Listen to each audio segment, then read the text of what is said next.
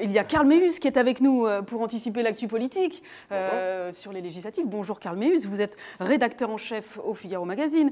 Et puis dimanche, on précise, c'est évidemment le premier tour des législatives. Racontez-nous ce qui va se passer, Karl. Bon, vous êtes prêts? Oui, on est prêts. Il est 20h.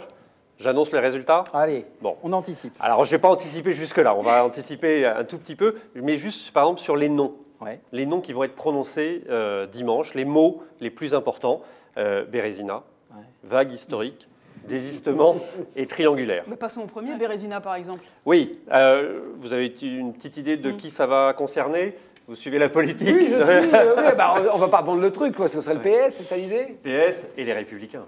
Ah oui, aussi oui, parce que si on en croit les études d'opinion, les deux là vont subir une déroute historique. Il faut savoir que les socialistes étaient à peu près 290 avec leurs alliés dans la précédente Assemblée. On leur prédit là un peu moins de 50 députés. C'est-à-dire pire qu'en 93? Pire qu'en 93. Exactement. Ouais, exactement. 93, vous savez combien ils étaient? 57. Non, mais Fred, il est trop fort. En même temps, il a le double de ma chronique, donc il a les résultats. Mais alors que vous, mais pas mal. On n'est pas sûr. On n'est pas sûr, c'est les sondages, je veux dire. Mais les sondages ne se sont pas trompés pour le premier tour de la présidentielle, donc a priori, ils ne vont pas se tromper. Ce qu'il y a, c'est qu'ils donnent des fourchettes par prudence, parce qu'il y a l'histoire du taux de participation qui peut influencer.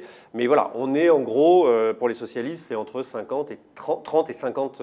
Donc en tout cas, ça sera moins que 93, qui était la pire défaite jusque-là. Pour les Républicains, c'est pareil. On leur promet en gros entre 80, 120, 130 élus, c'est-à-dire moins que la pire défaite qu'ils ont subie. C'était en 1981, où ils étaient revenus 158 députés, RPR, UDF. Donc c'est dire l'ampleur de la vague historique pour La République En Marche. Là. Oui, c'est ça. Là, au moins, on est à peu près sûr que ce terme n'est pas galvaudé. Hein. Vague historique, on y est, parce qu'il va faire mieux que l'UNR de Gaulle en 58, qui n'avait pas obtenu la majorité absolue. Alors que là, Macron, non seulement il va l'avoir, mais il va avoir, avec son seul parti, République En Marche, à peu près 400 élus.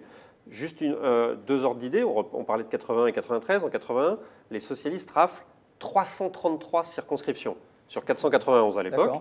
Et en 93, qui est là une grande vague bleue après début du double septennat de Mitterrand, il y avait 468 élus. C'était mieux, mais c'était pareil, répartition entre UDF et RPR. Karl Meeus, qu'est-ce que peuvent changer les triangulaires dimanche 18 juin au second tour? Alors voilà, chez les Républicains, on compte beaucoup sur les triangulaires en se disant, au fond, s'il y a 3 candidats qui restent qualifiés pour le second tour, je vous rappelle juste la règle, c'est que pour être qualifié au second tour, il faut faire au moins 12,5% des inscrits. Évidemment, ça va dépendre du taux de participation. Si la participation est élevée, c'est plus facile d'obtenir ce score-là, et donc on peut avoir des triangulaires, voire des quadrangulaires. En revanche, si la participation est faible, ce que laissent entendre les instituts de sondage, à ce moment-là, c'est plus compliqué. Il ne peut y avoir que 2 qualifiés pour le second tour. Et là, ce que me disent les élus, les candidats républicains et En Marche, dans des circonscriptions où le FN sera en tête, ce qu'il faut, c'est être deuxième. Parce qu'à ce moment-là, effectivement, il y a le désistement républicain, et on peut se qualifier. Karl, merci beaucoup de toutes ces précisions. Évidemment, on vous retrouve sur lefigaro.fr, sur le Figaro Live, puisque dimanche, vous allez participer à cette grande émission. Et chaque semaine, votre regard dans le Figaro Magazine, c'est toujours avec un grand plaisir. On voit d'ailleurs la couverture de celui de la semaine prochaine. De cette semaine. De cette semaine, oui. De vendredi. De vendredi. De demain, exactement. Stéphane, une petite question. Souvent, les personnalités ont du mal à donner leur regard d'autant plus sur la politique. Oui. Vous, quel regard portez-vous sur justement ce bouleversement politique français? C'est vrai que moi, je considère effectivement que mon rôle d'animateur n'est pas effectivement de prendre position. Il y en a qui pourraient effectivement dire le contraire, il y en a qui le font. Moi, je reste effectivement dans ma parole publique. J'ai une conscience politique et je m'intéresse, mais c'est effectivement, je m'interdis toujours de prendre parti ou donner mon avis. Voilà, je considère que c'est pas mon rôle. Voilà, je reste un amuseur, en tous les cas. Voilà, c'est pas mon rôle. Maintenant, effectivement, c'est passionnant.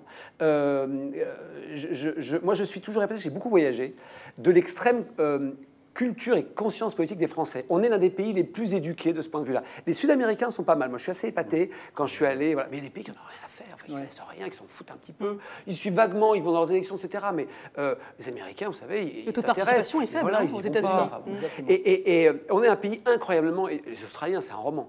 On est un pays fascinant pour ça. Et ça, j'aime bien. C'est-à-dire que c'est une discussion, d'abord, on ose en parler, même si c'est très clivant. En Amérique, c'est tabou. Vous parlez politique, c'est très compliqué. Bon. Et moi, j'aime ça. J'aime cette idée qu'on est un pays voilà, où les gens ont un avis, on confond des choses, c'est tellement complexe. Voilà.